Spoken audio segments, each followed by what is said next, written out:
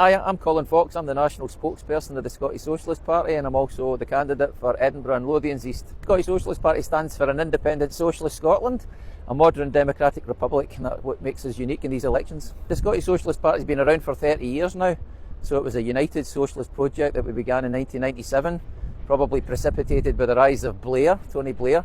Might argue that he was one of the catalysts that brought it together. We had 6 members of the Scottish Parliament at Holyrood for 8 years.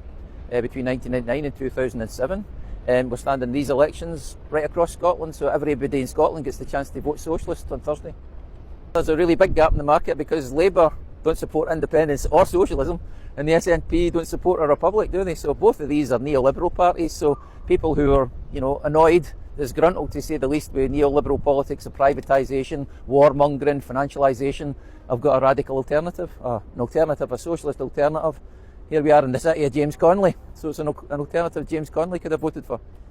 The Scottish Socialist Party has made an immense contribution to Scottish political life. Ours was the party that abolished the hated pindings and warrant sales. This was this uniquely Scottish method of debt recovery, where people would have their basic goods taken off them, auctioned at public in pursuit of a debt. Right? It was seen as archaic, it was an affront, and it was basically there to humiliate the population. Incidentally, both the SNP and the Labour Party had been committed for 100 years to get rid of it, but it took the Scottish Socialist Party to do it. So we're the party that abolished pindings and warrant sales. We're the party who introduced the bill to abolish prescription charges in Scotland, which we don't have here. £9.90 south of the border. We don't pay for prescription charges. They're coming out of taxes. That's where we pay for the NHS. The SSP put forward the bill to introduce free public transport as an anti-climate change measure. Give people a better alternative to their car, and they'll take it by providing free public transport. So in very many different ways, the SSP supported the abolition of tuition fees. We supported the introduction of free school meals universally in Scotland. We supported the introduction of free personal care. So in Scotland, again, you don't pay again for personal care, it's covered out of our taxes. And the Scottish Socialist Party has led many different movements in Scotland. The peace movement we're an important part of, the anti-war movement we're an important part of.